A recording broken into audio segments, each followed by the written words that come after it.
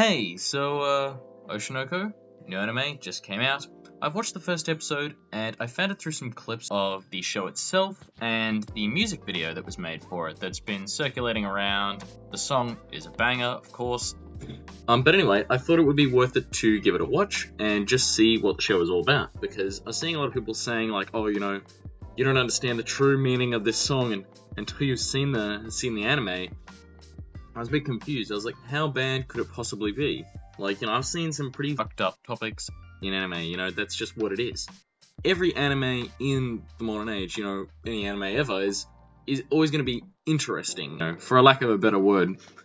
That's just what it is. So when you watch it, you're expecting constantly, like, for something really weird to happen. Especially with a show like this one. I kept overanalyzing every shot, every second. I was like, who are these characters? What are their names? I was putting effort into trying to remember who these people were, because I had sort of, not a prejudice, but like, I went into it already understanding that there was some sort of big deal behind the show, big idea that they wanted to get across. And of course, it was an hour and like 20 minutes. So for you to just go through watching it with no expectations whatsoever is kind of strange. You click on this random anime it's currently doing amazing. It's really, so many people are seeing it.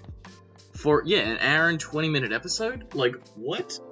Obviously, I had to check it out, and after Googling it a bit, I realized that, obviously the manga exists, and it's an adaptation, because that's what every anime is, and it's not going to be like this every episode. This is actually the epilogue. Because it's the epilogue, I don't know, they decided to compile this whole introductory story into one massive, unedited masterpiece. In the sense that it could have been multiple episodes, but they didn't do that. They made it all into one, and 100% the right decision. I wasn't expecting for it to be able to hold my attention span, ever shortening, for the entire hour and 20 minutes, but it definitely did, and oh my goodness, was it worth the watch. The way the show portrays the entertainment industry, and the way it sort of exposes all this hidden toxicity and brutal realities of the industry itself, is done in such a way that it allows you to build up a really significant connection with all the characters, because they've decided to group it into a 1 hour and 20-minute special epilogue of an episode, a precursor to the coming show. It's very emotional. What anime isn't? There's so many that really have those good emotional beats at the moment, but there are really none like Oshi No Ko. Without spoiling it, the ending to this first episode is just so incredibly groundbreaking and can almost bring anyone to tears in my eyes.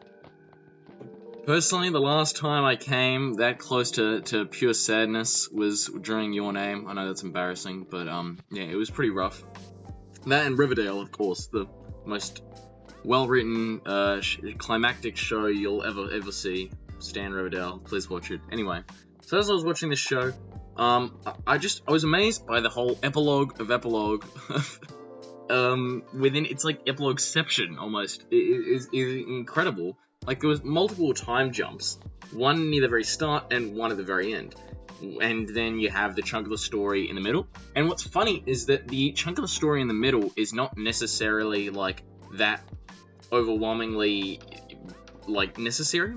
It was basically only there to build up like characters and the emotional connection that the audience has between those characters. So you weren't getting an awful lot of like, oh wow, that's really important backstory right there. So you kind of have no idea where it's going to go and what's going to happen. And to me, it seemed like they had a setup for the rest of the show.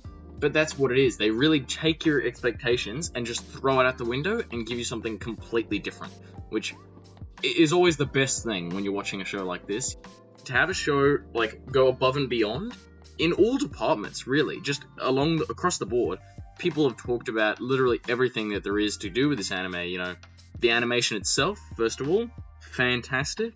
In so many moments, so many little details that they kept consistent, what really puts so much of the emphasis on the final moment and so many other moments in the show, because they kept not calling back, but just seeding in little things that were consistent and really gave the audience something to latch onto while watching, because you knew that every time you saw that, it meant something, and that the more you kept seeing it, the more importance it must have somewhere in the show.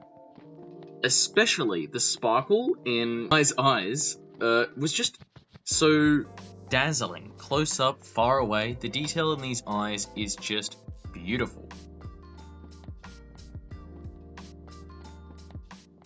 And that final clip as well, there's not really any other way to describe it. You can just see the emotions, figuratively and literally, in the characters through their movements, their eyes, and their voice acting. And the voice acting as well of the actor behind, fantastic job. Like, oh my goodness. Again, it's subbed, so, you know, you get to hear the original work. I'm sure they'll dub this eventually, although I don't know, maybe it'll be as good. Probably not. It's really tough with the English voice actors, because at the end of the day, it's probably going to be just Christina V.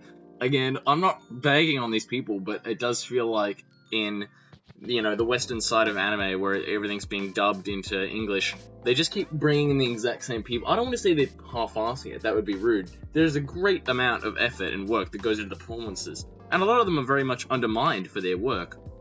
But what I can say is as an audience, it feels slightly repetitive, and a lot of people have expressed their disinterest in anime because of the way that English voice actors dub the show, because Japanese origins may often make it seem really hard to dub, and as though you have to follow a specific set of guidelines, which can be sort of irritating and not very nice to listen to over a long period of time, obviously very annoying, you know, that's just the style of the show that some people just don't get, and I totally understand that. Like, I would be a little bit annoyed as well if every show I was watching had people who talked in such high-pitched nasally voices all the time and were yelling and screaming.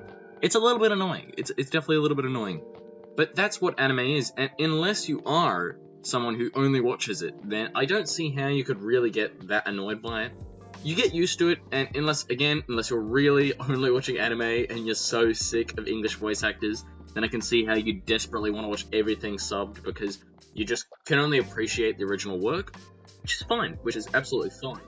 But anyway, getting back to Oshi No Ko, I think it's about time I wrapped this up and said that, yeah, overall, this is a spoiler-free review, obviously, of just the first episode, pretty much.